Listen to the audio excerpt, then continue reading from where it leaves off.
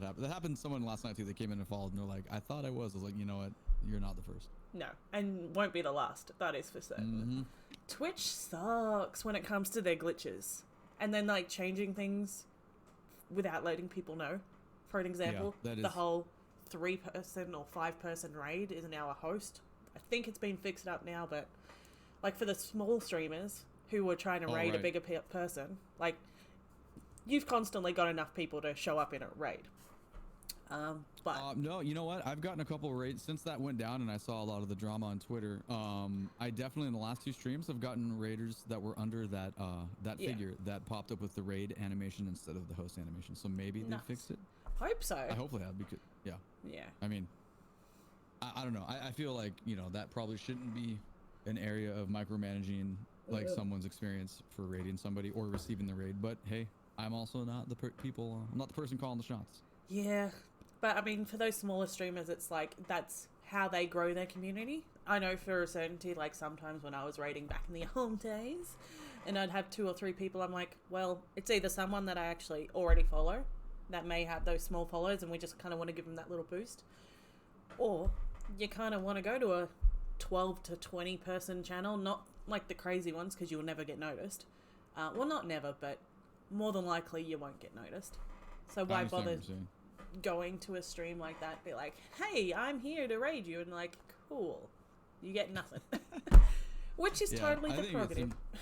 It's important to acknowledge, and appreciate any size, any denomination coming to your stream. I think is, the thought is there, the intent is there, and it's for me, I'm always grateful. Like, it can be, it's just super nice to have someone come in, and if in the rare times that it is a big one, it's kind of nerve-wracking. You're like, whoa, what the heck just happened? Lot more. And it's when it goes really fast chat as well, and I'm like, oh shit, I've got to somehow get slow mode on plus still stream if I don't have a mod there. And like currently 2 of my mods are either working or lurking, so gotcha. Makes it difficult. Well, that should be an album title, working or lurking. But before we go too far on, I've done my spiel. Tony, who are you? Hi, literally I'm gone Tony. 8 minutes. Is that your whole story? From the nice backdrop Cat Chat's put up is obviously I have some affiliation with the Seahawks, and if you're an American, you probably know something about the Seahawks. But if you're overseas, over in the land of anywhere else. Hold on, I gotta look at what did he buy me? Oh, the Bundaberg, the Bundy. Is that what you told me to say? The Bundy Road. Yeah, the Bundy, the land of the Bundys and the Roos and all that stuff. You might be like, no Seahawks. But anyway, I work for an American football team. I've been doing the drumline with them for 10 years. So pretty into sports music. Been doing that for a long time before the Seahawks, for collegiate related stuff. And I taught high school music for a long time. And I don't know, I never really thought my career with music would involve so much sports related stuff, but it just kind of went that way. And there's been a lot of adventures in between that. Well, sorry. Say again. I was going to say, you got to find something you love. And if you can mix the 2 together. I definitely love it. I definitely love it. That much is accurate. But yeah, I'm just looking at your little backdrop that you made, and I really like it. I did pretty okay, I think. I think you did. And it's all like very themed with the blue and the lovely little Seahawk logo up there. I didn't want to go too Seahawky because that's like a little too cliche. And be like, oh my god, he works for the Seahawks. Let's just go crazy. No. And I didn't when I put this on today, I didn't realize. I didn't know if we were doing audio only, so I'm glad I wore this. I was like, okay, that's. I mean, worst case scenario would have been like, just go fucking change, mate. Just go. That's funny. I'm surprised it's not the Dead by Daylight hat with the Seahawks jacket. You're at least color coordinated. Well, those branded colors, that's like the red and black versus the blue and green. I look like I was set in 7th grade dressing myself. You weren't set in 7th grade? That's funny. So explain to us non-Americans what exactly the drumline is, I guess. Okay, so drumlines historically, like in the United States, we've had with our sports groups from like through high school and college, there's always like a marching band type setting with it, which generally like when the game is going on in the field, the band is in the stands playing songs at timeouts or moments in between the action, because it's not like soccer for us, but football for the rest of the world, where the stadium is like singing and drumming like the entire match. Like it's a different culture for sure. Like and in the American sports setting, if you play during when the game is going on, there's like you get like a penalty. There's like, you know, Ooh, you'll be okay. in trouble. Yeah, actually, when I was a high school band director, I actually got a penalty on our team for having the band play when the other team was doing stuff. Oh, I enjoyed it so much. You're a rebel. Yeah, I did it on.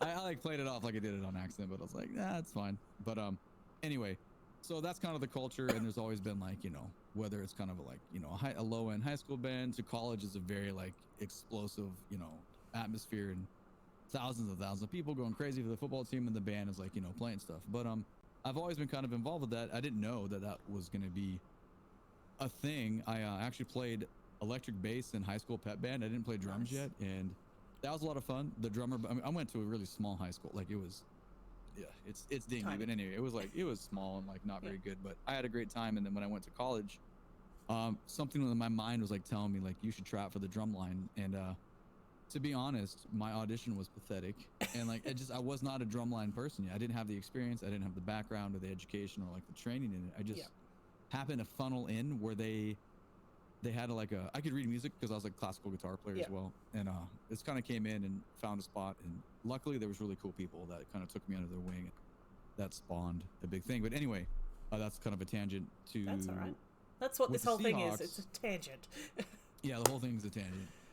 With the Seahawks, it's just drums. There's no horns. Now there are some groups in the NFL that have like a band that more of like a traditional marching band setting that goes with them, but primarily, out of the 32 teams in the NFL, I want to say over half have drum lines. Probably at the 3/4 mark at this point. I don't quite remember the number. I should remember, but we've done quite a bit of collaborations, like, you know, online recently with Corona and stuff. But it's not like all the drum lines are like working together. But a couple, you know, a couple of the directors are pretty cool, and we hang out and talk. But most NFL teams now have a drum line. The Seahawks, this is year, I want to say 16 for the Seahawks drum line. This is my 10th year of involvement, but I want to say 16 overall for the group in its existence. You got that tenure now. 10 years there. Whew, they can't get rid of you. Tenure, yeah. Well, the Rona though is really messing with the 10th year. I mean, we've hardly done anything in comparison. Yeah. It's, and ironically, the team is great this year too. Like, it's just like, okay, are you serious? We're having this amazing year, and we're not like doing the full drum line and being part of it, unfortunately. Yeah, so I've definitely noticed that, like, I follow you guys because my best mate is like a big Seahawks fan, so I do know a little bit about you guys. I'm not like a huge American football sort of gal, but I love my sports. Gotcha. I'm more of an ice hockey gal. Okay. Don't get me started on that. I will talk for hours, honestly. But I actually have a really close friend from Melbourne that was a cheerleader for the Dallas Cowboys. So really? I follow the DCC only because of that. But I've definitely seen how much their culture has changed just in the cheerleader side of things. Like, they did this whole half court, midway through, you know, dance. And now they literally can't do anything. They're on top of these little stages, and then they go off. So I guess, how does the Corona and the games work for you guys now? Do you just have a couple of people drumming, or you're... Well, that was good. That's good to hear that at least they have some involvement, you know. Yeah. Because I would say most of the teams are pretty much nothing at the point. Okay. But you know what? It's state to state. It depends what the governor's rules are for gatherings of people. Because if you watch some games on game day, you can see like they've let in 1,000 people or 4,000 people, which is really, really small in the grand scheme of how much the stadium fits. And they have like their social distance and everyone's wearing masks. But for us, in a normal year, the drum line is 36 people. Okay. When a coronavirus is happening, we kept pushing back auditions. They got pushed back 3 months. And the target number was 17. So we had to cut from 36 all the way to 17. That's crazy. And that was a challenge, obviously. And we had to make a lot of hard phone calls after auditions, and people that had been involved with the group for a long time, unfortunately, got, you know, the boot. And then nothing really got better in the state. And obviously, in the country as a whole, we're not doing so great with coronavirus. No. How many cases per day we're getting. So things have not really changed. So to basically, we are waiting for even just like a 5-person group to play at the stadium. Like, we've done a couple things outside that are outside of the stadium that are small, but we are going from being at every home game and also like 125 to 140 appearances a year outside of games. Yeah. to, you know, almost nothing. So it's just a gargantuan. It's just like anything. Like everyone's been affected. Yeah. Really negative in all aspects. Performing arts, obviously huge. Like it's very difficult to get any type of entertainment at any like venue. Like, just for an example, here in Australia, my state's been really, really lucky. Our premier leader of the state basically closed off the borders and quarantined the whole state within the state, which was really, really nice. How long did that last for? About 3 or 4 months. We've just opened up the borders to New South Wales now, and Victoria opens up at the end of the month. So, I mean, we're slowly getting there. We had no new cases yesterday in Victoria, which was our hotspot. And I think that's the right way to do it. And then we've got the New Zealand bubble that's opened up as well. So now we can actually travel internationally. Granted, it's a 2.5-hour flight to New Zealand, provided you haven't been in any of the hotspots. Gotcha. So, wow. Which doesn't really help me when my partner's in America. But right, yeah. There's been talk that it's like end of November, that once this whole election crap will come, it'll just disappear, which I do not believe. But yeah, I highly doubt that. I mean, it'd be great if it did, but yeah. But I don't think it's going to happen. But then there's talk about July next year, and then there's talk about 2023 with the borders not being able to open up. And I'm like, oh my God, that is so far. Wow. Okay. Yeah. So if anyone wants to hire me in America, I will take a sponsorship. If you guys want to give me a visa, I will take it. Tony, do you need an assistant? Yeah, you want to come in and provide some feedback to the material we're not currently doing? That'd be fantastic. If you want to get the Seahawks to sponsor me, that'd be fantastic. I'll take a Twitch consultant for online streams for, you know.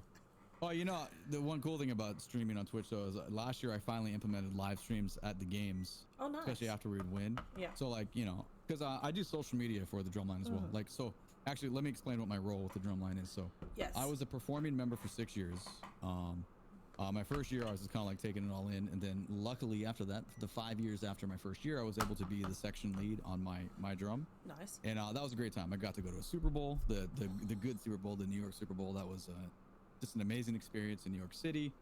And we also won the game. So that was really nice. And then they only took, I want to say 9 of us out of the 30 something. So you can imagine within the big group of 36, only 9 going was quite the struggle. And a lot of, we had actually a couple people leave the organization after that because they didn't get everyone chosen. should go, rightfully so. It's not a fun experience to be like, hey, I'm going to go, but the other people in my section, you're not going to go. I'm sorry, but, I'm also not going to say no to the gig. It's a rough situation. Yeah. So anyway, that was a great experience. So for me as a musician and just kind of like, also having the Super Bowl on the checklist is, it felt really good. But came back, did stuff, did 5 years of performing after that first year. Then I was like, okay, I'm a little bit old. These drums are super heavy. And I remember the last day that I was a performing member, I didn't take them off for 6 hours. It was a playoff game against the Detroit Lions. And I was like, man, this is getting to be intense. And then so the person that was at the assistant director position was transitioning, and I, threw my hat in the ring with many others from around the city actually to apply for the assistant director position, which basically I'm in my 4th year of that now, and I handle a lot of I run the rehearsals for the group, write some of the music for the group, and basically just kind of ensure that our musical flow is there. That's kind of what I do anyway as an educator, music educator with a big background in teaching large ensembles. It's just kind of making sure the design flow works, and it's been pretty good. I enjoy working with my colleague. His name is Keith. He's been with the group for 16 years. He's always been the boss man. Yeah. And I kind of just bring in some aspects of a music ed pedagogy that was kind of just fell through the cracks a little bit before, but now just kind of elevated us to be a little bit more of an efficient machine. And I do miss playing though. It's weird to stand up front of the group and be like, oh yeah, I used to do that all the time. But also the reward is listening and just kind of seeing everyone have a good time and watching the reaction from the crowd. So it's a different vantage point.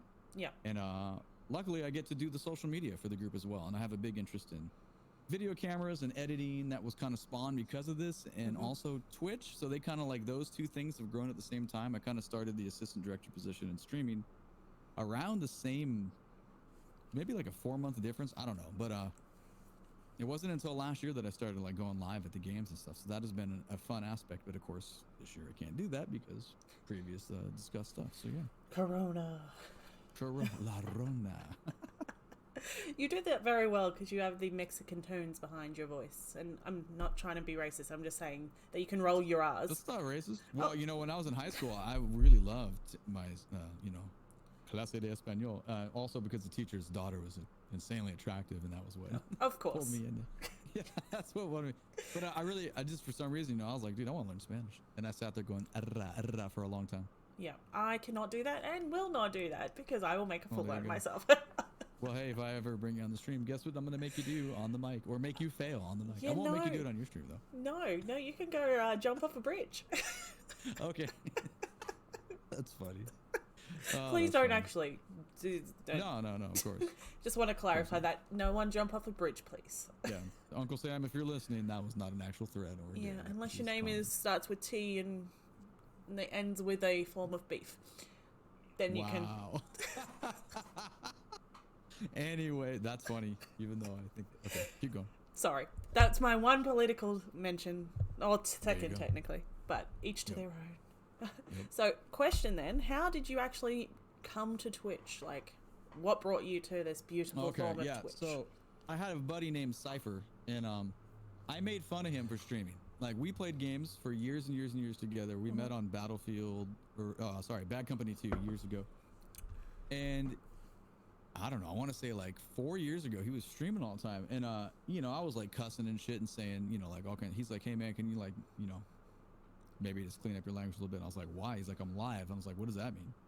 And, you know, he started explaining what Twitch was. I was like, oh shit, sorry. Like, I didn't realize I was on the air with you. And I made fun of him. I for sure made fun of him at first. I was like, oh, you're so important. People need to watch you play your game. How vain are you? You know, like, I just like made fun of it. But then I started watching his stream and I was like, oh, this is interesting actually. This is kind of cool. And then I think maybe I installed the app, or I just started going to the page a little more and started watching streams, and I was like, holy crap, this is really cool. Like, and I kind of made fun of myself for thinking it was dumb. Because, you know, like, ignorance is just, you know, it's bliss. Like, you don't know what you're kind of missing out on. And then, you know, he was like, you should do this. And I was like, sure. And we were playing PUBG together. He introduced me to PUBG. And I streamed PUBG for a while with, you know, a headset mic, no camera, and just super low quality. I go back and look at We've all done that. Yeah, it was real, but it was real bad. Like, the overlay I decided to use, I was like, what was I doing? But, you know, Twitch has been a journey for me, that's for sure. But that is how it started. And I was still a full-on high school teacher at the time, so I was like, you know, teaching high school all day and then coming home and trying to get a couple hours of streaming and all the time. And were you a music teacher at high school? I was, yeah. I was a high school band teacher for 11 years, for a long time. And that, you know, that was very taxing time-wise, and I was like, I'm going to be done with teaching high school. That's a whole nother story. We could talk about it, but I will definitely finish your question though about Twitch. Oh yeah, sorry. No, it's cool. And then, you know, the PUBG craze that was happening, you know, everyone and their mom was streaming PUBG, so you can imagine, you know, being brand new to Twitch, not having any gear, and also streaming in like the most saturated gaming category really wasn't good for exposure or kind of navigating. But I ended up meeting my like core chunk of individuals, and my very first mod actually that way, so it was kind of cool.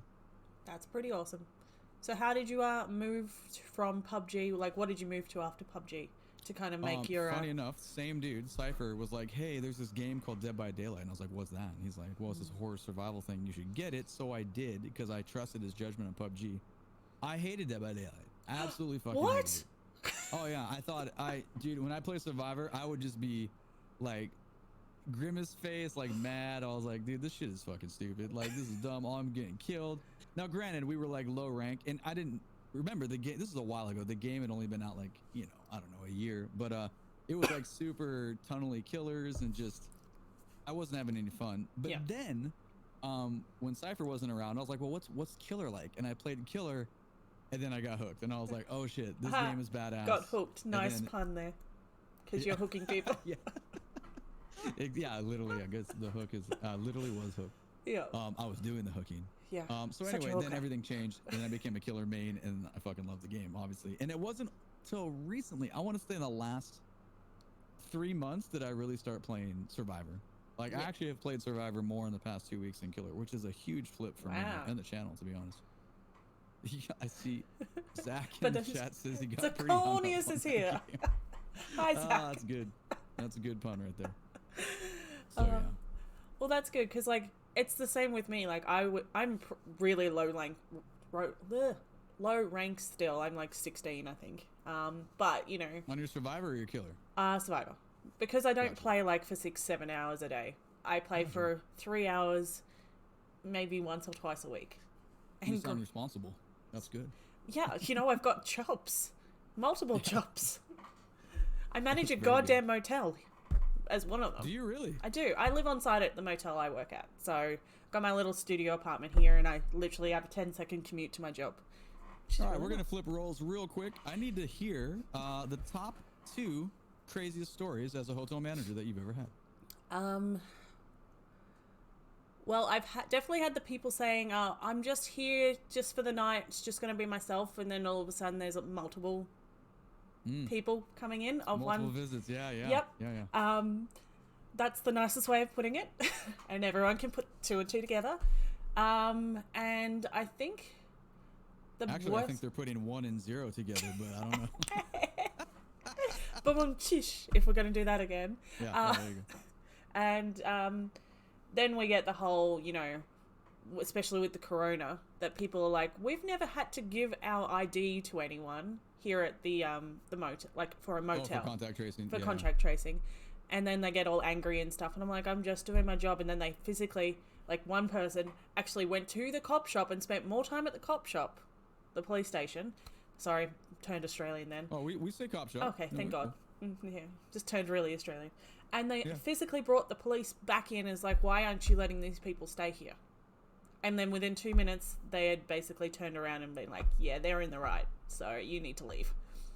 That's hilarious. Man, imagine spending your day doing that. Yeah, so that's literally from 9 a.m. in the morning through till 6 p.m. at night, 2 to 4 days a week, depending on obviously what my bosses need me for. Okay, and so you're telling me, so people hooking themselves out and the corona is the craziest thing. You've never like gone in a room and found something like, have you interrupted anyone or doing something weird? Have you found something I've definitely, weird? Okay, so in Brisbane, when I was working at a bigger hotel, I was doing the room service. I was in food and beverage at the time. I've definitely opened the door to someone, hey, and they've been naked. That's been, it's not weird because it happens so often. That's the thing, like, you get desensitized to things you see so often. Like, they just full on, they don't even put a towel on, they just open the door. Yeah, just put it over there. I'm like, exactly, Luke. What like, hey, I was hoping you walk in, so did you want to stay, or? Yeah, and I mean, you just get desensitized after a while. Like, the first 2-3 times, it's like, okay, this is awkward.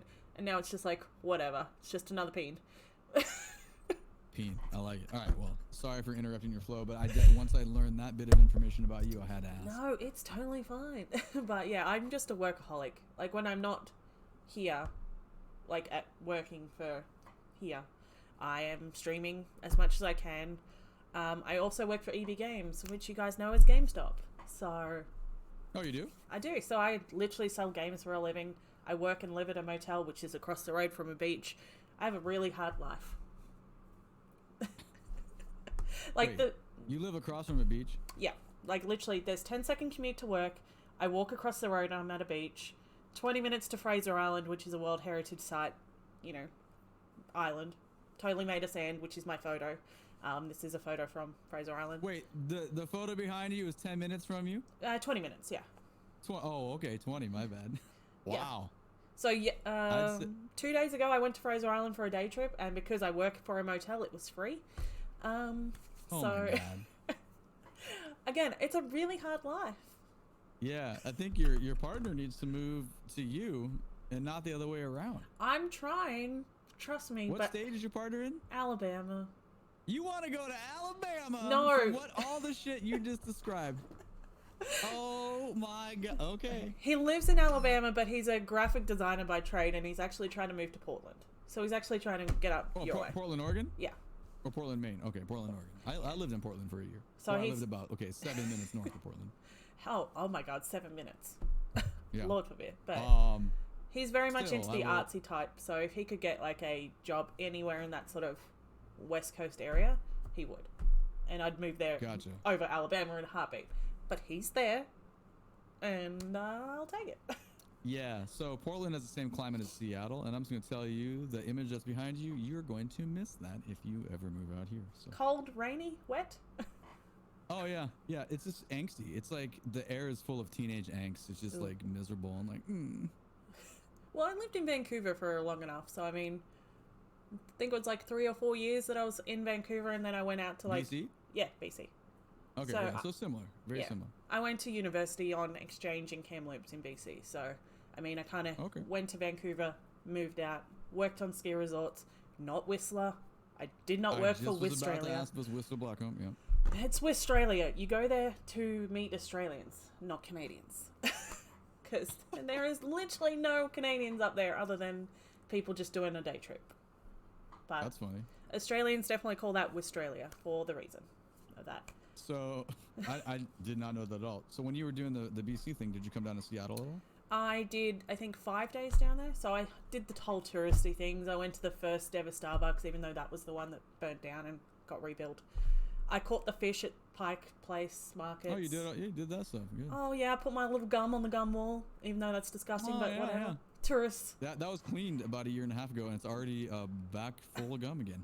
Lovely. Yeah, it's very sanitary.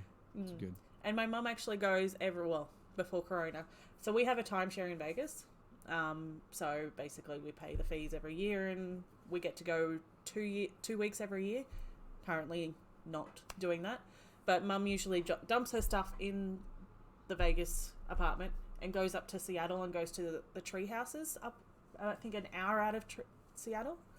So she literally just goes. I would have to look up. Interesting. When you find later on, send me the names of that. I'm curious. I think it's called Treehouse Manor, but let me just Seattle. Treehouse Point. So Treehouse Point. Yeah. Okay. Easily accessible along Preston Fall City Road Southeast, located 30 minutes out of Seattle, along the Raging River. But basically, she goes out there and just sits in a treehouse for a couple of days and just chills out. That's probably a good reset. Yeah. It's pretty much what she needs some days, because she's an older lady. She's retired, but she's still working like crazy. But, hi, by the way, Katie. Katie's one of my best mods. Katie actually and her husband gave me the game that I played yesterday, which was Harry Potter. It made me so enraged. Harry Potter made me enraged. Did you punch Harry in the face? I wanted to. I wanted to. Imagine so. But it was like a game that did not give you any instructions. Oh. Yeah. Luke, you've been unmodded and modded so many times, so don't say that you're not one of my... Oh, yeah, that's funny. But yeah, so what brings you to gaming? Like, is it an instructional game? Is it scary games? Like, how do you choose your games? Speaking of, I guess, games. Oh, okay. Yeah. Well, when I was a kid, it was like... When I was a little boy...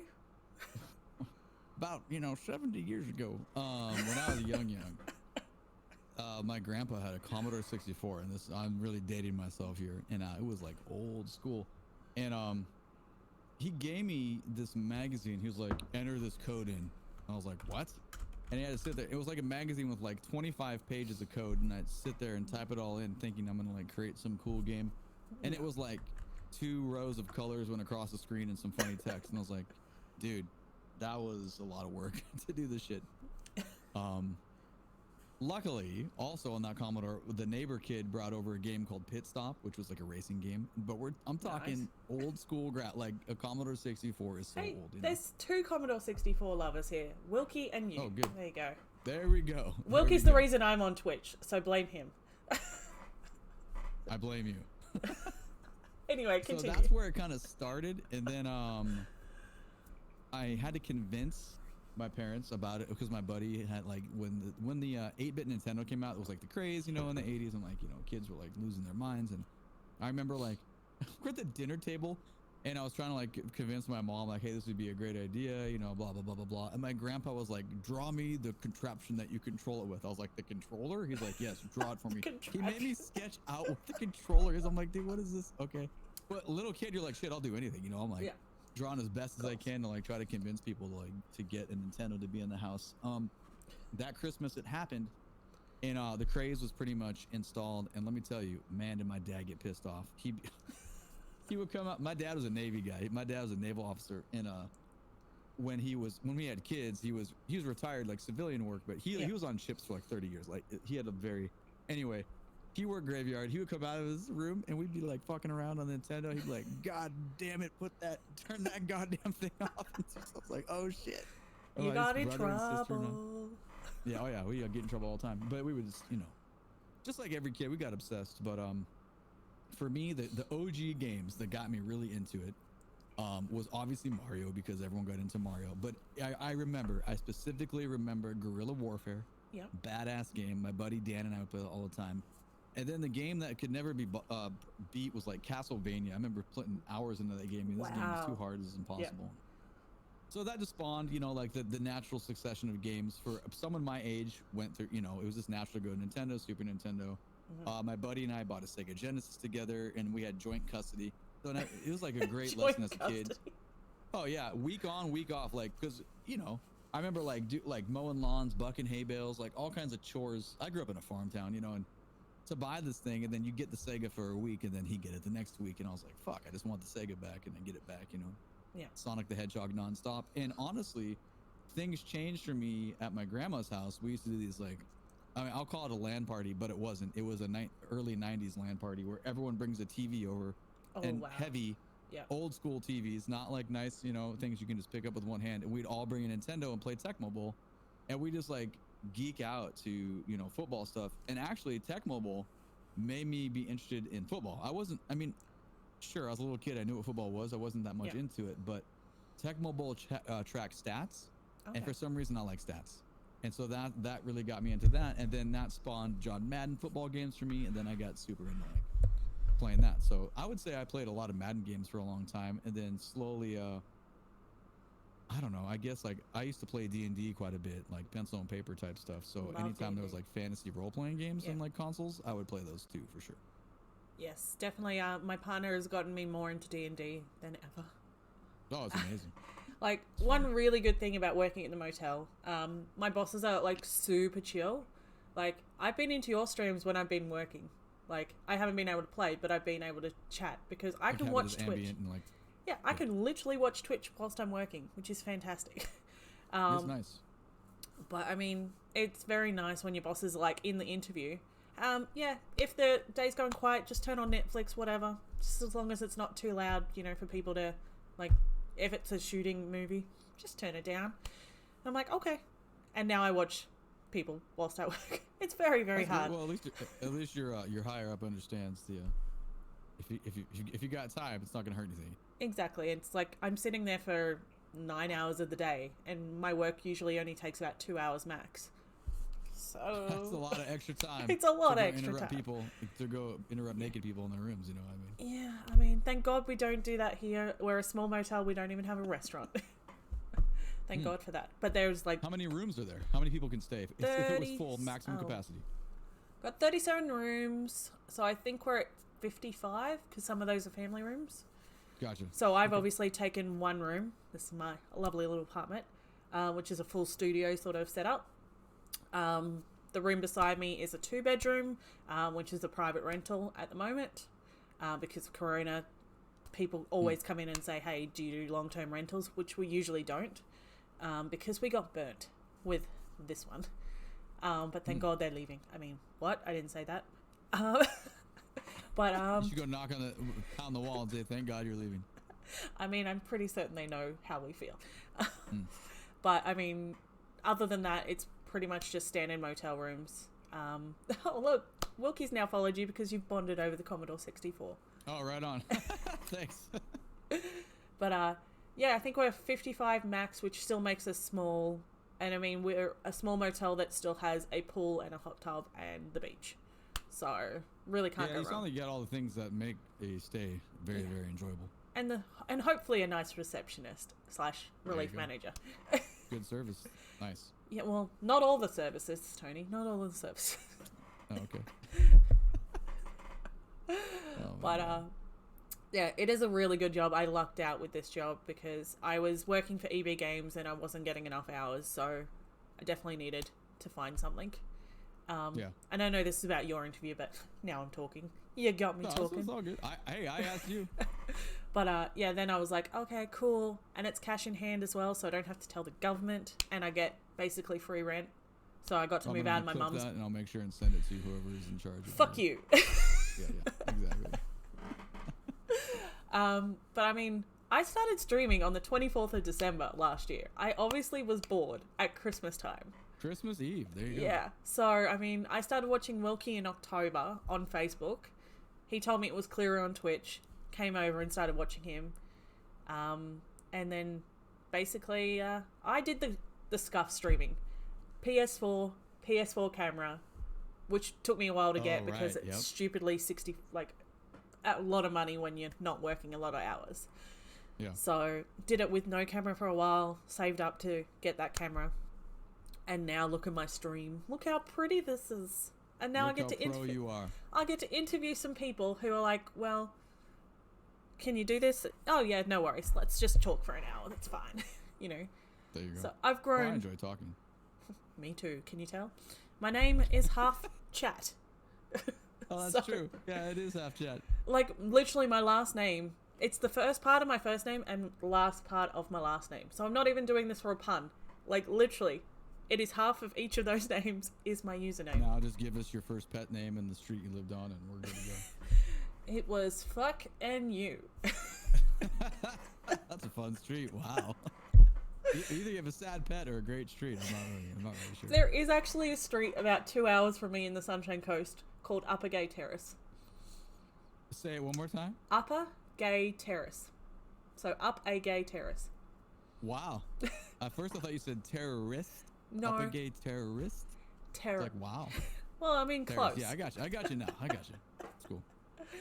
But I mean, yeah, I was driving back from Brisbane one day and I decided to take the scenic route, which is through the Sunshine Coast, because we don't have waves here at our beach because we're sheltered by Fraser Island. But decided to go to a beach and just randomly turned down the wrong road one day and it was like, really? That's called that? Okay. So, explorations usually yield the best return. Good job. I do like just randomly driving though some days. Like even when I do get a day off here, I just jump in the car and be like, yeah, where am I going to go today?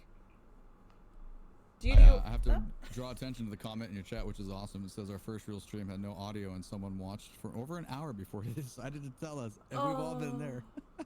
Oh yeah. We've all been there. We've all been there. Like even I think like when I was doing the first interview with Darren, literally I think the first 10 minutes I was just talking to him and just trying to explain to him who he was, and this is the one I was telling you about. Yeah, it was muted. So I could hear him, he could hear me. But Nothing. no one in your stream. No, like, and then wow, no really one good at actually talking said to it. Amazing. I talk to myself on the regular, but you know, that's because I'm insane. Yeah. But the good type where it can actually keep a conversation going. Like, as I said, this is not planned. I don't like having like a list of questions for an interview. I want to make it feel like we're actually just having a conversation. You know? Oh yeah. I'm not a fan of those people that... not saying I'm not a fan. That's a real bad way of putting it. But the people who physically write down questions, it just doesn't feel natural. And I'm like, if it flops after 10 minutes, if we can't find anything to talk about, meh. Such is life. Such is life. Yeah, we got excuse me, you're past the 2-minute mark on this topic. You can just go now. But I will bring it back to what you asked though, because I kind of left it hanging at the Commodore or the Nintendo, because obviously we've gotten a lot more since that. So obviously I've mentioned my grandparents quite a bit. I did spend a lot of time at their house, and they were into the idea of like building a computer, and I was like, oh, this is cool, because my grandpa was like, he was an old school guy, but I remember the first time we were doing something, and we're putting a like motherboard in or something, and he was from the era of like when you would still blow holes in electronics, when like if you touch it with like electricity. He would be like, God damn it, ground yourself, grab something. Like, it was so stressful, like having one hand on something and trying to install something and be like, oh my God, is this worth it? And as soon as we built the first like old school PC, it had like the little nerdy experience of like just some better PC games, that's when I was for sure sold. And I was like, okay, this is awesome. And I ended up running a BBS bulletin board system. This is like super old. And like, you know, with a modem and like people, you had like nodes where people would call in. It was like, oh my God, you know, when I upgraded to a 1200 baud modem, it was like, oh, I've got super fast internet. Like I can load the screen this fast instead of this fast, which both are just painfully slow. Yeah. But I did know that I wanted, I remember my bulletin board system was called Enigma bulletin board system based off like the group. But I had a bunch of, there was games, they were called door games. And I knew that I liked providing games for people to play and like that style of entertainment. So I think that's, even at a young age, you know, before I was like a musical performer, you know, but I like this idea of having a hub where people would come in, play games, and have kind of like a stat-based tier system of like who's doing what, which is why my Twitch stream, my stream economy, and just kind of like the setup of, not a tier system, but the setup of how the viewers are celebrated with their channel points, with their stream cash, with like, you know, what the sub rewards are. Like it's kind of a very similar thing because bulletin board systems were like an ancient version of stream, just not really interactive. And it's definitely more interactive these days. Oh yeah, like for sure. This is crazy. Like if you showed this to a kid version of me, like, whoa, we have video conferencing, this is only in sci-fi movies, you know. Like, well, yeah, I am in the future, so I mean, technically, I mean, it's like 13 on the 5th of November. You know what? I am talking to the future, yeah. So, there you go. Talking it's tomorrow morning. Like, you are tomorrow morning, I am yesterday. You know? And I have no idea who won the election. I don't know who... Well, actually... Well, we don't know either. Yeah. That is true, actually. Yeah, the future's not looking so great. You know, I'm not even going to go there. No. We'll keep that out of your... We'll keep that out of your stream. It's but okay. Anyway, so... geeked out on that for quite a while, and then we actually had real LAN parties, and the game that we all nerded out on that was so basic was Scorched Earth. And I'm sure if people knew what Commodore 64 was in your chat, they know what Scorched Earth is, and that's it's like, wholesomely you know, nostalgic. That is what Katie says, and it's very true. Like this whole concept. This is definitely throwbacks for sure. And Scorched Earth was a good time, and you know, that led to things like Wolfenstein and Doom. I remember like at high school, we'd go on the computer room at lunch and we'd play, you know, like 8-player Doom. And that was a real big deal. Like this idea of not just playing one-on-one with a modem call, but on a network. And it was like savagely addicting. You're like, holy fuck, I'm playing with like 7 other of my buddies. Like, this is crazy. Yeah. And Quake kind of came out in that era. And I remember my senior year of high school was when I learned how to play with a mouse and keyboard instead of just the keyboard and the old school first person shooters. And that's when things really kind of started taking off for everybody in that kind of like era and that age group of like, you know, PCs are a thing, the first person shooters are a thing, and the golden era of computer games being so customizable, you know, and completely separate from a console. That was like a really fun experience because we all still played consoles, but we all, the few of us that had a PC had that experience of like everything was so just out there and like different because you just did not have that experience on a game that was like, you know, released and then that's it, you know, released with bugs, released with spelling errors, released with, you know, problematic issues. And we still have bugs in games like Dead by Daylight. The hook is over here and you're over here. What the actual fuck? But they update, but the point, you know, like there's a continual for years and the game changes and very, very different. Right. So, question then, if Dead by Daylight wasn't a thing, would you just be doing your drumline? Just saying, just like in a world that Dead by Daylight did not exist, what would you be doing? If Dead by Daylight didn't exist, I would obviously have some other game I'd be streaming. Now, I enjoy community games quite a bit, like Jackbox. I like being the host. I like people coming in. I like playing round robin and having like serving a lot of people. Yeah. Ironically enough, last night I did stream a game called Neverwinter Nights, and that is like my ultimate like favorite game. It's straight up D&D. It's a BioWare game. BioWare is amazing. It came out in 2001. I nerded out in that game. This is pre-Twitch, whatever Twitch was called before. Justin TV, I think it is. Yeah, Justin TV. Like the idea of streaming anything, dude. I nerded out so hard on this game back in the day. If streaming would have been around then, I would have been the person for this game. Like it would have been me. I loved it so much. But I fired it up last night, and it's old. It's got old graphics, but the community's still alive. Yeah. And one of the great things about this game is that you could compare it to like WoW, except for the fact that when you log on to a server, each server is completely different. Like it's custom content that like a bunch of normal people have coded together and built, and you know. I played on a Lord of the Rings server, and it was like this cool thing that these 10 people, like, oh yeah, big time. And it was super interactive and created an online store and had like an economy going to the store. Like you can kind of tell I'm into the whole like creating some sort of a token economy, like in online stuff. It was just like super fun. So I mean, I'd probably be in like some role-playing game / community stuff, but since you brought up the drumming thing, I really want to bring the education side of percussion and like music in my life to on Twitch, because like there are there's so many music streamers, and for the most part it's people like playing their instruments over other people's songs. And with the recent activities of the past month with how serious DMCA strikes have gotten, you're not going to be able to be a cover band musician on Twitch. And that was never really my thing anyway, because I'm a musician, like I enjoy actually playing my instrument from stuff that I've created. I'm not going to be depending on other people's tracks to be the forefront of my the content. But the education side, I really want to start teaching just for free. Like, hey, you want to learn drums? Come into the channel. This is what I've been doing with my life. I've been, I've taught all ages, kids that are 5 years old to grandparents, but specifically like teenagers. And if I have the patience to deal with them, I can deal with anybody. Like hell, you deal with me in your chat. We're good. Yeah, but you're funny though. So. Nah, mate, I'm a fucking cunt. Sorry, I just had to throw that. It's such a different ring, man. It's just such a different ring. Hilarious.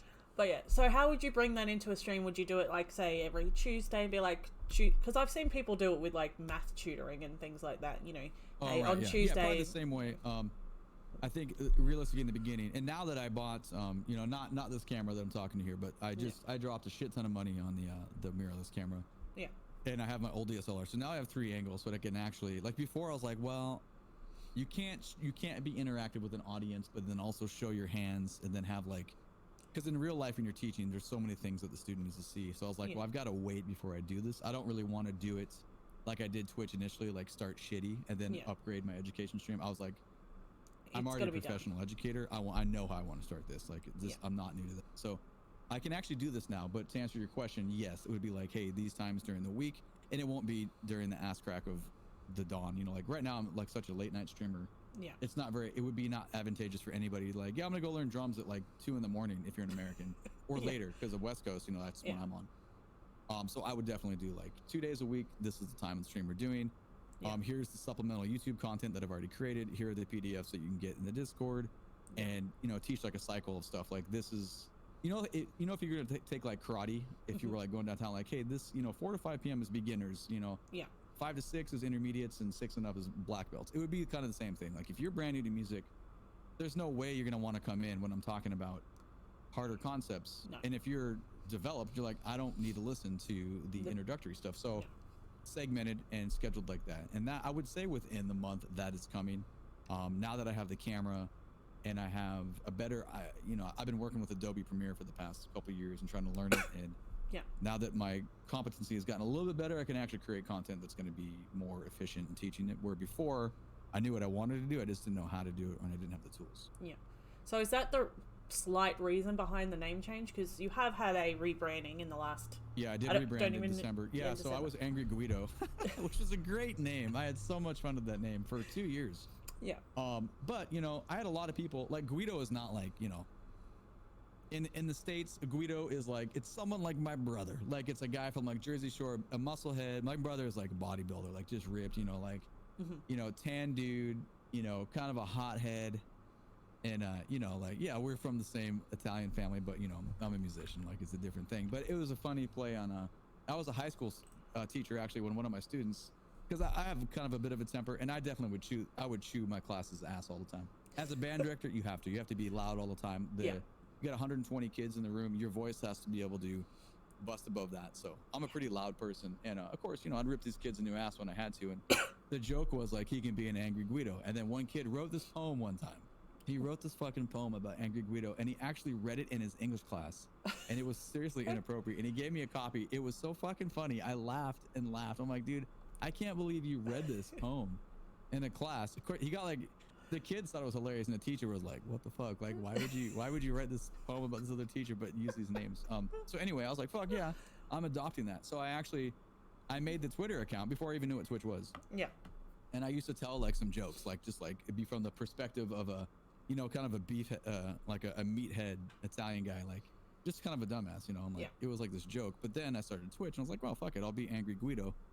You can imagine that was funny to some people, but some people didn't understand that Guido was not like this horrible bad word to say. Yeah. And some people would come in, they'd be like, "Can I say your name?" I'm like, "Yes, you can say it. Like, it's okay." I'd raid someone. They're like, "Thanks for the raid, Angry." Oh, can I say that? I'm like, well, fuck. You know, this is like, this is kind of diminishing the return on networking. And also, when I did decide I wanted to do music instruction, if I'm giving you a business card to like, you know, a mom, hey, come to my Twitch educational stream. It's Twitch TV/Angry Guido. Yeah, probably not so much. She's probably not going to have little Johnny come in. So where, you know, Twitch TV DrumrollTony, that's a much easier sell on the, right. And also, I don't know. I wanted to feature the drumming aspect of myself way more. And I think it's a much better idea. And actually, I had a Twitch coach. I met my Twitch coach at TwitchCon, you know, before the Rona. Yeah. And we went over many different name ideas, but we landed on DrumrollTony. I like it. And especially because your job is literally dealing with the drum line. Yeah. And your name is Tony. There's a lot of drum rolls. It kind of works. And like, even when you have like a follow, it's the drum line, you know. It's definitely... that's all on purpose. All the... The branding with all the Seahawks drumming stuff is on purpose. And the other play on that, the coach was like, if you want to play up the Mafia side, like a Tommy gun, like a drum roll, like a drum roll Tony, that kind of side. Like that. That. So there's that too. We could always get some animations with that going on. And I mean, it kind of works with the stock standard things with Streamlabs. They have heists, they have boss battles. I mean, it kind of works with your name more than it does, say, with my name. Granted, they've never worked for me. I've had them set up and I've just turned them off after a while because they never goddamn work. Because literally one person joins and it's like, there's not enough people. It's like, cool, thanks. But with your community, they're very much into that. Heck, I think one person fishes all the time. I don't know where that... Ballardonk, Ballardonk goes fishing quite a bit. I mean, I fish for compliments, but that's all I fish for. There you go. Yeah, I've actually edited all those scripts and all the base games to make them, and you know, like we've changed the boss names, and it's all kind of Mafia style. And you can actually use some of your stream currency to rename the bosses in there, so it's fun. I like to give people, you know, hands-on, like they have they're a part of it, they're involved. But that fishing game, the script is so complicated. I was like, I'm not fucking with this one. We're just gonna leave it. It's cute, like it's cute the way it is. Yeah. But yeah, it's a fun one for sure. But you know, with yours, you should do something like change. You do the heist, instead of the heist, you're going to that beach that's behind you, or maybe it has something to do with the motel that you're at. Well, like I have these because I do them so regularly. Is it going to work today? Okay, well, apparently, there we go. I have dad jokes. Literally, I just do random dad jokes. It was ever long. Wow. And ironically, it's a musical one. There you go. That is just a random one. Did you write those, or were they just in a file? So there is a mod called SwiftyFan, which I think you know who he is. Oh, Swifty. Yeah. So he basically at the start gave me this list of it's off a website for every single chatbot, and I just implemented that for the one that I was using, which was at the time Nightbot, which I've now changed to Chatbot. But yeah.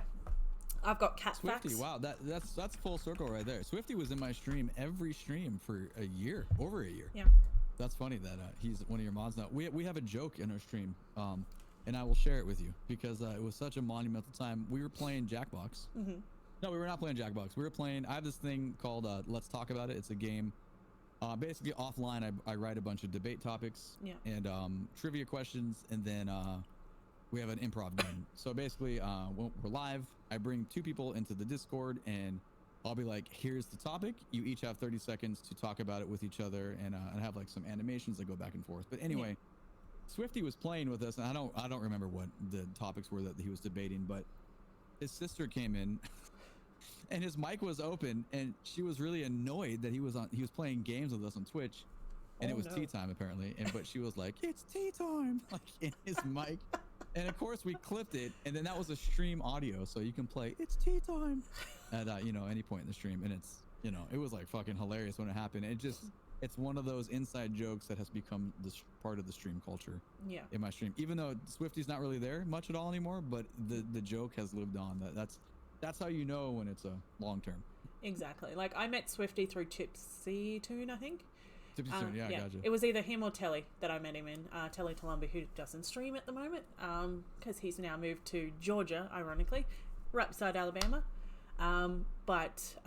So after Empire Wilkie brought me to Twitch, I was like, is Jackbox Games on here? Not thinking it was anything big. Found Tipsy and Telly, and that's how I met Swifty. So, gotcha. And now he won't leave me alone. No, I'm just joking. He's a good dude. But he is in a lot of communities as a mod because, you know, at the moment, he's got all the time in the world. Yeah. But he's on our Australian time, so it's very hard for him, I guess, to get to your time because he's starting at 2, 3 a.m. in the morning with the people that he watches and he mods for. But miss him. Magically, if he can arrive right here, that'd be great. No. It's tea time. It's tea time. There he is. Well, I mean, I've got people that I say that, like, their name 3 times and just somehow they appear. And I was like, what? Am I magical or something? 2 streams ago, it happened to me. My buddy Spooky Loops, he's a Dead by Daylight streamer. He had this joke from the night where he was playing Billy, because I'm a Billy main in Dead by Daylight, and he was asking me some like advice, and I was saying like some of the perks the add-ons, and one of them's Dad's Boots, and it was like we were saying Dad's Balls, and it was this joke. And then 2 nights ago, I was just playing, doing my thing, and I was adding Dad's Boots, and I was like, yeah, Spooky calls him Dad's Balls. And then boom, I get this raid from him, and I was like, what the fuck, dude? Like, literally 10 seconds ago, I just uttered your name, so that was like interesting. So I guess you should just talk about Shroud. Maybe Shroud will raid you. I mean, that would be fantastic, but with the amount of viewers, I think Shroud might not visit. And we aren't doing any of his actual games, so... Yes, it's also true. I mean, I've definitely played Dead by Daylight, and say, like, Digital Cursive, who was the original Dead by Daylight that I started to follow. He raided me one night, and that's my biggest raid ever. It was a raid of 52, but the host was 200 and something. So there was a 200 or something odd lurkers. Because he's, like, really close with Crusader, who plays Dead by Daylight, COD, and all that. So he was invited into that community, and like I was following him before he was invited to that, but he's just a really cool dude. And COD, I love playing COD as well. Not great at it, but I think people come to watch my COD streams because I suck so badly at it. But I mean, do what you gotta do. I enjoy it. I mean, there's a reason behind me. It says mad 'cause bad. That's why that's there. Yeah. that's my stream slogan. Yeah, and that's the thing, and it's in Italian colors as well. It is, yeah, and actually, an Australian. Wait, she's an Australian living in New Zealand. Yeah, an Australian made that for me. Nice. Because you've met Gremlin in my stream. Yes. Yeah, Gremo is an Australian, and our friend Nova. I actually met both of them at TwitchCon in real life, but she made me that Mad 'Cause Bad. She sent it to me years ago, but I could never use it because I had a green screen. I was like, I can't. Yeah.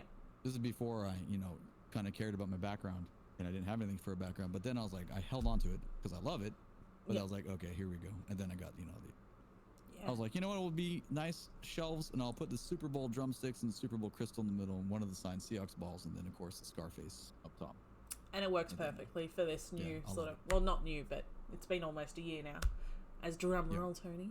But yeah, I'm still on the green screen. New to me, though. I'm on the green screen because behind me is a motel room, and no one wants to see a motherfucking motel room. The beach looks great. So the beach, yeah. But definitely, I'm very lucky how I am, but I would love to go to a Super Bowl one day. How was that atmosphere for you? Like, physically being one of 9 people? It was a trip of a lifetime, to be honest. It was crazy. From the moment of charter flight with the players' families, that was super exciting. And then they put us right in Times Square. I had a corner room suite, which was great. Well, I say suite. It was big for New York. Did you have to share with another teammate of yours, or did you have the room all to yourself? Yeah, I was with one of the drummers, really close friend. We had a great time. Literally, we landed, went immediately to Times Square, and everyone ate as much big-ass pizza as we could. Of course. It was like ground zero. I'm like, we're getting pizza. I've been to New York once, and I did the same thing. Say it again? I've been to New York once, and I did the same thing. Straight to pizza in Times Square. No, it was so nice. But we were actually so busy that trip. It was 4 days, but counting travel, so really 3. We performed 12 times in those 3 days, which was a lot, and all over the place. I took my drums, and I play the big when you fold them down, the big flat ones with the five surfaces. They're large. I went in a cab with them. I went walking through. I can't even explain what Super Bowl foot traffic was like. At one point, we went from our hotel to Times Square. It literally took an hour and 45 minutes of you fold them up, trying to get through people. I'm like, this is crazy. Also, the New York subway at 8 in the morning. You haven't lived until you've taken your drums on the New York subway that is commuting. And we also went to Grand Central Station. And actually, this is probably the coolest gig. We went out to the New York School for the Deaf. Okay. And we played. And I did not know applause was like this, So every time we play, when we're done, you'd see a room of kids going nuts. And it was cool because they were the bass drums are so big and boomy. These kids were dancing their fucking asses off when they're playing. It was that's cool. It was such a heartwarming gig. I was like, wow, this is very, very, just such a different experience. So you're not playing for your typical drunk, football fans. These are kids that are really, really appreciating what you're doing. So that was fun. I will tell you though, the game was amazing.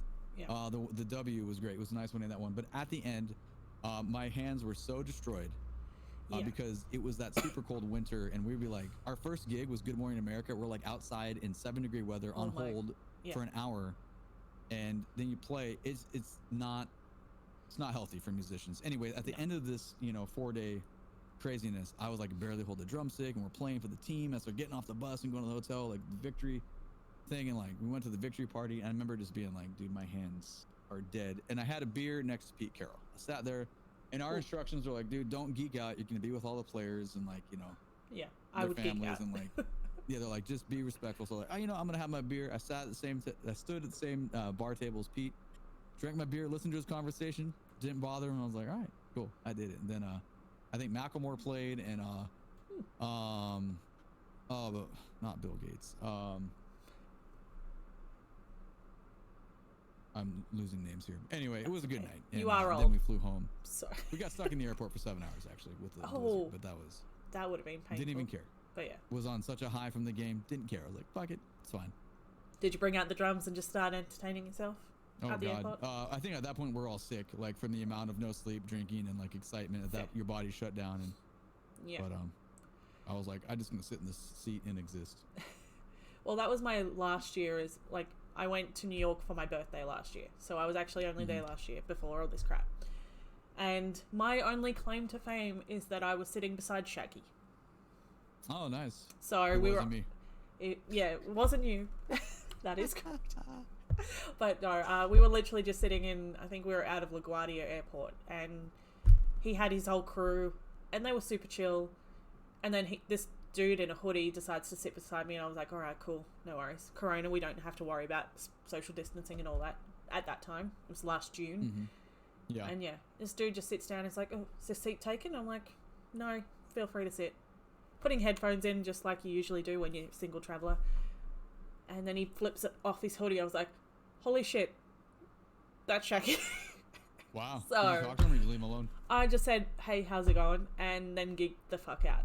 Actually, I did have to quickly just check on my phone. I was like, am I seeing things? And quickly Googled what he looked like just to make sure that I wasn't imagining that he just looked like Can you imagine if you were like, hey, is that you? Is that you? Can you confirm or not? Is this you? Can I have your photograph right now? That'd be fantastic. Hilarious. But, I mean, that being said, that was my claim to fame in New York. But when I was in Vancouver, I was an extra on a whole bunch of TV shows because everything gets filmed in Vancouver. Very nice. I was a body on The Flash. I just got killed by someone, and I'm a dead body on the ground. Yep. So I can say that's me. You've been killed on TV. I have been killed on TV. I made a trailer of a movie. Literally, I had my hair out at that time, and I've got very fuzzy curly hair, which gets contained for streams because no one wants to see that shit. Right. But I've had my little claims to fame, but I think your Seahawks are standing beside a champion beats all of that. It's no big deal. The first I did meet Russell Wilson one time, and I was way too informal. He came. I was not expecting to see him. Yeah. He suddenly came into the room that we're like in hold on, and we fist bumped. And I said, "What's up, Russ?" And he looked at me like, "Who the fuck are and you?" I said, "Mr. Wilson." Like I was like, "Sorry," but it was pretty funny. Yeah, Russell Wilson, Kid Hub. Yeah, just the other way. Yeah, E and L, but that's okay. I actually know that is how you spell his name, right? Ressel. Correct. Yeah, I was like, shit. Now I'm second guessing. Is that how it's spelled? But no. He was nice. I mean, I've met a couple players. We do things called blue tour. Well, we used to do things called blue tours, and we go around like the Pacific Northwest, and then like 2 of the players would go with us, and super fun. Like all like typical, play like pep rallies during the days, but at night you get to go out to the club, and generally, you're with their posse and like party like central open bar, and you can imagine the amount of people like. You get a little glimpse of what it is like for them, and you're like, wow, this is cool. I get to tag along for a night here. And you've still got to be like, central. You can't just be like. You cannot be an idiot. Yeah, for sure. You cannot be an idiot. But you do watch other people be idiots. Yeah. And you're like, wow, that would get annoying if you're the famous person. Like, Jesus, man, just leave the person alone. I definitely fangirled over like hockey players. Like when I met Henrik Lundqvist, that guy, the king. Now he's a Washington Cap. But, it was when they were playing in Vancouver, and definitely fangirled out of that. I was like, yeah. Whew. And they come out, they literally, as they enter the bus in Vancouver, they pretty much sign like 2 or 3 things, and then they get on the bus. I got a selfie. Oh, you did? Yeah, wow. But my hand was shaking like so much. I was like, the photo's like really unclear. But he was very nice, and it's just like allowed me to take it. But I mean, I'm definitely one to fangirl, and I don't mean to. It just happens. It's just when you get so excited. No, it's part of life. It's part of life. It's just not harassing people, because it can be when you're watching it, you're like, it's weird. One time we were with the Seahawks drumline, we recorded with Macklemore on the last album that he did. Nice. We're on one of the songs with him, and we're in the studio doing the thing, and it's like oh wow, this is fun, and like I had actually worked with Macklemore and Ryan Lewis before. He wasn't as big. When I was a high school teacher, he had. Because the school I taught music at was like, it is very well known for music, and we had some good groups, and they reached out and they wanted my drum line, so I wrote some music for them. And at this point, like Ryan Lewis and I were texting back and forth, like, oh, that's cool. But it's not the like Macklemore and Ryan Lewis fame level now, but it was like before. But yeah, it was funny, like sending in videos of the kids and giving suggestions, blah blah blah blah blah. Fast forward, like I want to say 6 years later, we're in the studio with Blue Thunder recording with them. Yeah. And this is downtown Seattle, and we would leave and go out in the street, and they're like taking a smoke break, and of course like the drummers would go out to hang out, because like, oh fuck it, we're in the studio with them, and people are just walking by that just weren't like looking up or anything. It's like, oh, Macklemore's right there, and no one even noticed. It was fun to be like, the psychological like vantage point of that, like, hey, let's check out how people act when they know, like from the football player, and when they can try to like insert themselves into a circle, they act a little silly, to where the random strangers on the street, they're just minding their business. It's at nighttime, they're not looking up, it's just a very, very different experience. But so that was the Seahawks thing has brought in a lot of really good aspects. I think probably the coolest travel one I have is they took 4 of us to Shanghai, and we flew to China to film a commercial for Delta. Yeah. And that's the one and only time in my life I will get to fly first class. Dude, it was a crazy. I felt like a musician. Like, they went on. They're like, "Hello, Mr. Sedano," because that's my last name. They're like, "Your seat is ready," and I had a robe, and like they gave me slippers, and I had I had access to go change, and like there was nice water facilities, and like it turned in, like your seat turns into a bed, so you go to sleep. I wake up, I'm in China. This is crazy. We go, and we actually. Delta, for whatever reason, there was a guy from Washington. He was a famous marathon runner, and he lived in Shanghai. And he was a diehard Seahawks fan, and they wanted to surprise him with an ex-player and 4 drummers. And he would because the games are weird times because across the world. So the game was at like 3 a.m. So they wanted to surprise him with this player and the little drums coming to his establishment. And we did this. I want to say the filming for this commercial that we did was like, I don't know, 45 minutes, maybe a half hour of playing Yeah. But this 4-day trip to China was like just a crazy experience. The jet lag was unlike anything I've ever experienced before in my life. But got to go to Shanghai. It was cool. And like, you know, and then the commercials, you know what? I'll send you the commercial later. It's a cool one. I'll have to dig it up. I will find it. Well, we'll get it and we'll put it on the Discord as well. So if anyone is wanting to come to watch that, it will be in the Discord. I haven't thought about that in a long time. I kind of forgot. That was a great trip. But that's pretty cool. I didn't realize the lights were only on in Shanghai for like 3 hours at a time, like all the building lights. Okay. Because it's an amazing. And at night, it looks like, you know, a way more advanced looking. Like imagine Times Square, but much bigger and a lot more lights. But it's like 3 hours a night, and then boom, off. I guess they like saving their money, so. Yeah, it makes that part does make sense. Yeah. But Brownie, thank you for the sub, by the way, for gifting a sub. And yes, Katie and Brownie definitely, he has lived. He's had some good, you know, experiences in his life. Lucky bugger. But he's also talented enough for it. So you can't do it just on merit. You've got to actually do it on talent as well. And I've definitely noticed that you've got a talent for Twitch streaming. And obviously you've been in a job for 10 years. Yeah, we said 10 years. So they're obviously keeping you around. Yeah, I mean, I've been teaching music for a long time. Well, before I taught high school, I did cruise ships for 2 years. I played musically around the world for a couple of years. Got free travel. I'm sure some of them. No, that was the best job. That was the best job I've ever had. That was like, you know. What was your favorite place to visit on the cruise ship? Oh, not physically on the cruise. Hands down, Santorini, Greece. My favorite place in the world. I've been to a lot of port cities in the world. That is by far my favorite. Nice. Oh my god. Well, Brownie, he's actually going to do some drum lessons.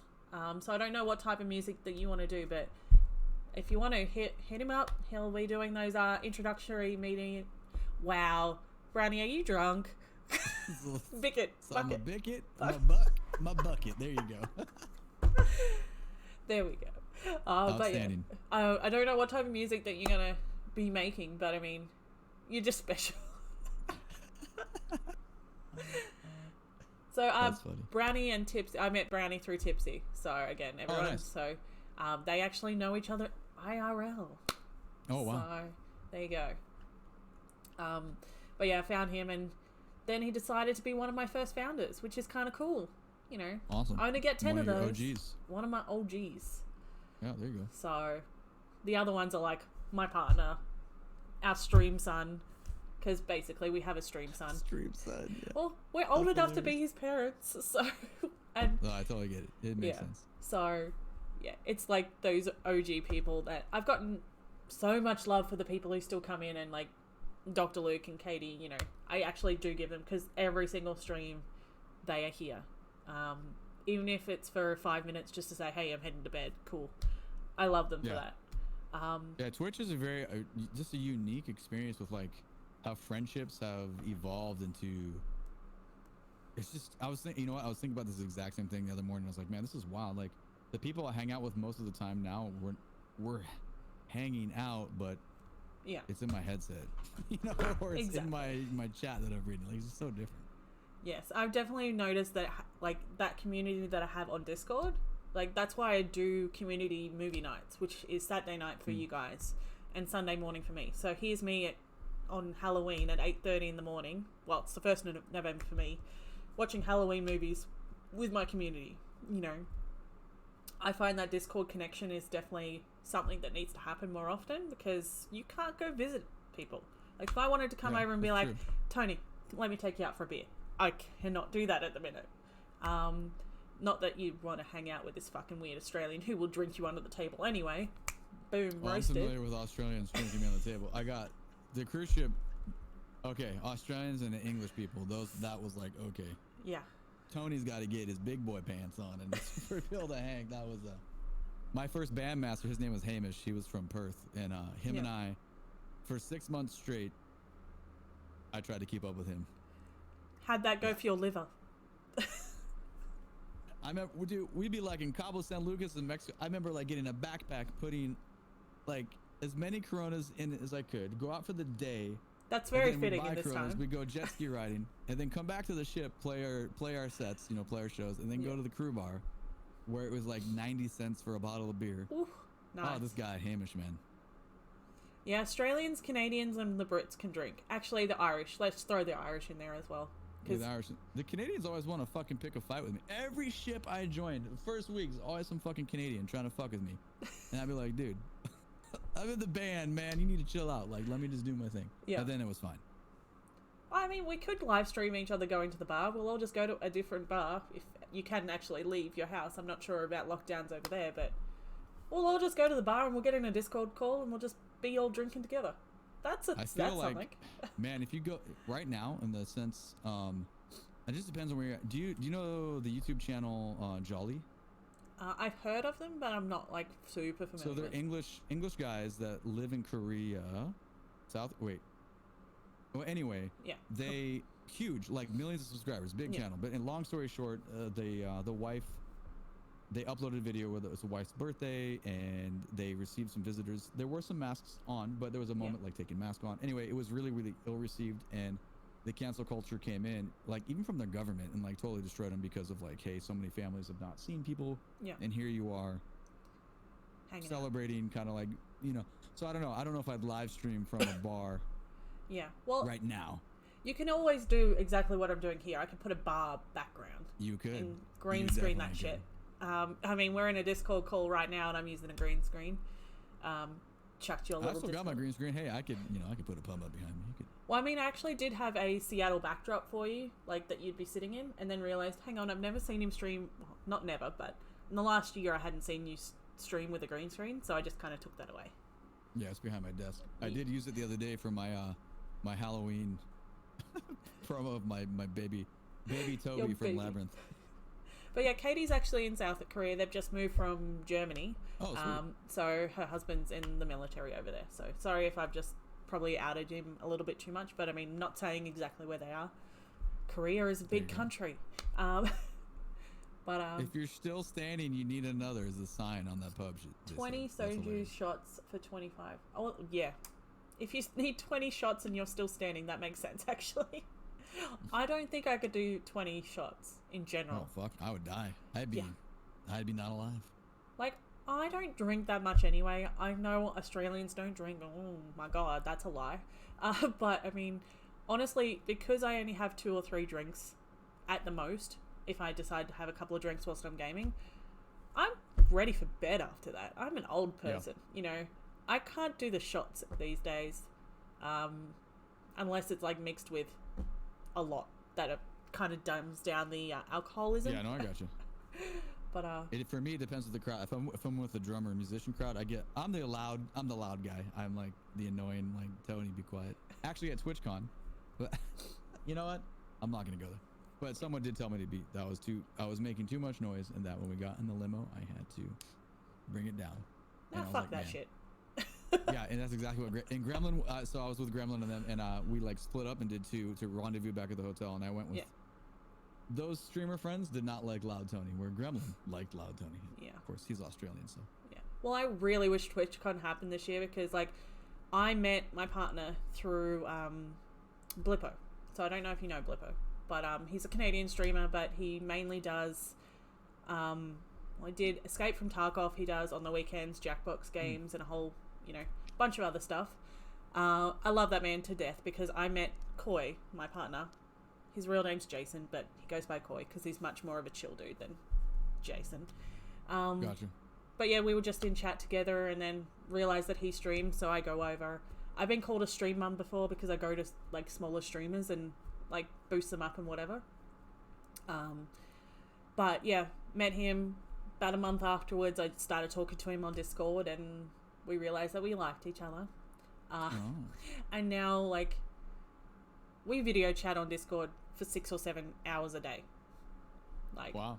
I mean, that's daily. We talk more than, obviously, most couples do these days. But, yeah. Right. Yeah, that's good. I was meant to meet him at TwitchCon. Going back to that, it's like, we had the plans. We had a 2-bedroom apartment that other people can actually, like, come and stay at as well, if they didn't have any last minute, but they had the flights and things like that. And then it got cancelled.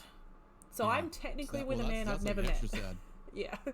But, I mean, at the same time, we know it, it's a true connection because we talk to each other for so long. Like, there was days where we talked from 9 a.m. in the morning to, like, 10 p.m. at night. I mean, it was just natural. Wow. I don't think I could ever do that with anybody. That's impressive. Good job. Yeah, like we've gone to Walmart together. He's taken me on his phone. We've done Walmart trips, and I've done our Woolworths trips here, which is the same. But I mean, Twitch is definitely. What's the name of your Walmart? What's the equivalent? Woolworths. What? Woolworths. Oh, Woolworths. Okay. Hang on, I'll just type it. Interesting. So we've got Woolworths and we've got Coles. But Coles to Canadians is a bookstore. So, but yeah, so those are our two big shopping centers, and we've gone food shopping together, and like, because he works in the evenings, his schedule is like right on ours. So we'd be going to bed at 10 p.m. my time and 7 a.m. his time, and that's his normal schedule. So, well, there you go. Very lucky that we found each other, but at the same time, it's Twitch, you know. Twitch has brought a lot of people together. Not Instagram dating, but online dating is definitely coming a thing. But, you know, I wouldn't change... Human interaction is definitely involved. Not involved. It is involved, but it's evolved into different styles, for sure. And have you noticed, seeing as though lockdown's definitely a lot more prevalent in the States, that your channel has grown because of it? And same in the beginning, sure, but then there was like an influx. But then I want to say, so for like musicians especially, everyone and their mom is trying to do something online now, and I've tried to tell my musician friends, I was like, come over to Twitch, man. Like, it's insanely saturated now, but you're gonna get a lot more rich. Like, some of my friends like trying to like, you know what? It's like we talked about the scuff, the beginning stages. So I'm like, they're like way back there, and I'm trying to give them some like insight of like, hey, don't try to do this to your Facebook stream. Like, this is not going to be like, come over here where you can build and like really create this like channel, and like, you know, you're trying to survive here. You're gonna have an easier time, you know, trying to earn some income with what you're not able to do in the bar or the club or your touring schedule right now. Like, it's a hard time for a lot of people, you know, especially food and like performing art people. It's very, very, very different. Yeah, and I do love that Twitch is so like diverse. You could literally be cooking a pizza, for an example, and still have a food and, you know, drink channel, you know. Yeah. You can do the music. You can, you know. I love how big Twitch has actually come, and Mixer has come and gone. Facebook gaming is there, but it's Facebook gaming. You know, other channels and things have come and gone, but Twitch has pretty much stayed the same. Yes, it's improved. Yes, it's had its glitches. We get that. But, you know, Twitch has stayed a constant. And since I started streaming, it's a daily thing. I check. Oh my god, I'm getting a raid. Hi, Lowguns. This is Blippo's brother, ironically. Oh, yeah? But yeah, so welcome, streamers. We might as well just do this raid for a minute, if you're okay with that, Tony. I mean, you understand. Fine, yeah. How was your stream, Lo? Yeah, thanks for throwing my own emotes out. That was actually taken in Vancouver, that emote, at work, so that was fun. Stream was good. What were you playing? We're just interviewing Mr. DrumrollTony here. He is a Dead by Daylight, Jackbox, Neverwinter streamer, whole bunch of random stuff. Yes, you're now a Neverwinter streamer. You've done one stream. I mean, I'm probably gonna do it again tonight because I did it last night. Like, this is my favorite game, so you know. Yeah, now you're back in the zone. Getting back into it. Yeah. But I'll probably end up playing server. You know what I bought yesterday? I did buy Project Winter. Ooh, okay. Because it's kind of like Among Us, but way more in depth. You know, I'm a sucker for those kind of games. I love a good indie game, and I'm not a fan of Among Us. Don't kill me, people. Not a fan. I don't see how it's streamable because I've got so many nosy people in my chat that they'll want to come and try and stream tonight and be like, "Oh, she's the imposter." But yeah, I get mad. I've rage quit that game on stream before because I had people that didn't respect the rules, talking over each other. Yeah. And they did not understand that this is not a living room. This is a stream. The most important person is the people watching my stream, not you. And they just didn't get it. And I was like, you know what? I actually told them fuck off. And I rage quit. The Italian came out. I was like, dude, like, you're not understanding. This is a production. It's about someone sitting at the end with just garbled noise. They're gonna be like, and goodbye. You know, like, it's not gonna be fun. And that's why I try not to bring people in, even for Jackbox games, unless it's, say, for Devil in the Details, which I haven't played on stream because I don't have Party Pack 7. But for me, Party Pack 7 is very much you need to be in the same room or a Discord chat for most of it. And it's super, for me anyway, and I know people can do it, that's fine, it's their prerogative. But it's just super difficult for me personally to have a stream that people are talking over, you know. Yeah. And granted, I know I interrupt sometimes and I don't mean to, but I always try, just like you have, you know, give person the floor and then come back to the point if it's not mute by then.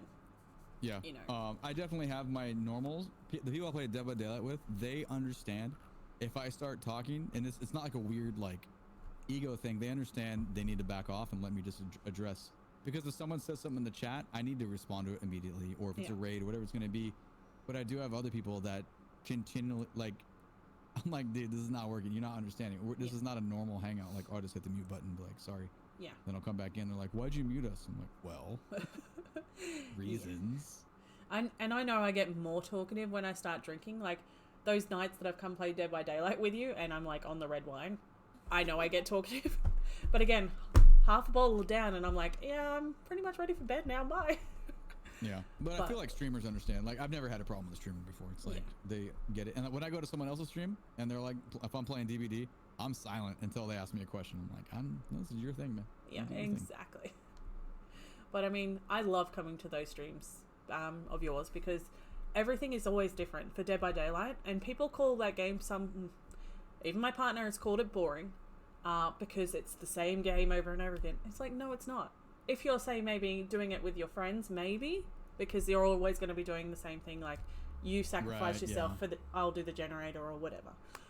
But if you're killing people, that's a weird sentence to say, but in the concept of Dead by Daylight, it's not. But I can see if you don't really know that game and you look at it, a lot of people tell me like, wow, okay, same game. I get it. And if I stream something else, my numbers go way down. If I stream Dead by Daylight, I'm kind of consistent where I am. But if I play like Call of Duty, it goes really, really low because I'm not an amazing Call of Duty player or anything. So you also get kind of stuck in something. So whatever you end up streaming, whatever your category is, sometimes it kind of puts you in a box. So being a variety person can be cool, but it can also be problematic.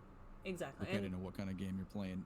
What kind of approach to your business and your brand that you are, trying to design. So yeah. And I think that's why I was like, I was Cat Chat 87 for a while. And then I changed to this one because I wanted to drop the 87 because people could not believe that I was born in 87, guys. I'm an old person. Which is really nice. Only 87? Yeah, only 87. I guess I could be DrumrollTony 78. Jeez. But, like, people are like, no, you're 24. I'm like, no, I'm fucking not. Do you want to see my driver's license? Not that I'm going to hold it up on stream, but... Yeah, do that. That's a good idea. Yeah, here, take all my data, guys. Why don't you put your social security card in? That's way better. Totally, yeah. All of that stuff. I'm just going to put, here's all my information, guys. Take my identity. Bye. But after a certain amount of time, you're going to be like, when someone asks you all the time, why is there an 87 in the end of you? It's like, use your brain. Yeah. Spawn in 87. And then I was like, I'll drop that. I tried to get just Cat Chat because that works better, but someone has the account. How dare they? Do they not know who I am? Flip my hair. But that's why I wanted to do these sort of like chat streams, because I'm not going to be an interview channel, but I like doing them every now and then because it brings more people to your community. It brings your community to my community if you decide to host or whatever, or share it to your social media or whatever. I'm not about the clout. I would rather do it with the smaller streamers. Nothing that there's wrong with them. Say if I went to interview Digital Cursed, I'm sure he'll do it, but he's just too busy. And honestly, I don't want to annoy someone who's already got a really good community. He's playing COD and getting 60 to 100 people in there just playing COD. And he's not the best either. But he has his moments, just as all of us do. We have our moments when we're playing the game. It's like, shit, did I just make that headshot? Oh my god. What? Yeah, those are the clip-worthy moments of like, oh my god, I can't believe I did it. Exactly. So, I mean, having the name Cat Chats, it's just nice to have that little bit of a extension to my brand. Yes, I play games, but every once in a while, I'll interview someone that's reasonably cool, that has a reasonably cool job. Reasonably. Trying to get there. Yeah. One of these days. One of these days. And just to bring people into a new community. Because some of these people might not know you because they're not awake when you stream or whatever the case may be. Yeah, I would guarantee they're probably not. I mean, when you told me what time it was for you right now, I was like, oh my god, I can't believe you did this. But it sounds like you're up all the time at this hour. Yeah, so I sleep for like 3 or 4 hours and then I'm awake.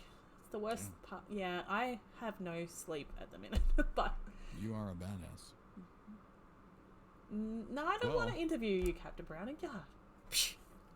I do have to get ready for some lessons to teach online that is Zoom okay. lessons. I did tell you that it'd be about an hour and a half anyway, so I appreciate you being here.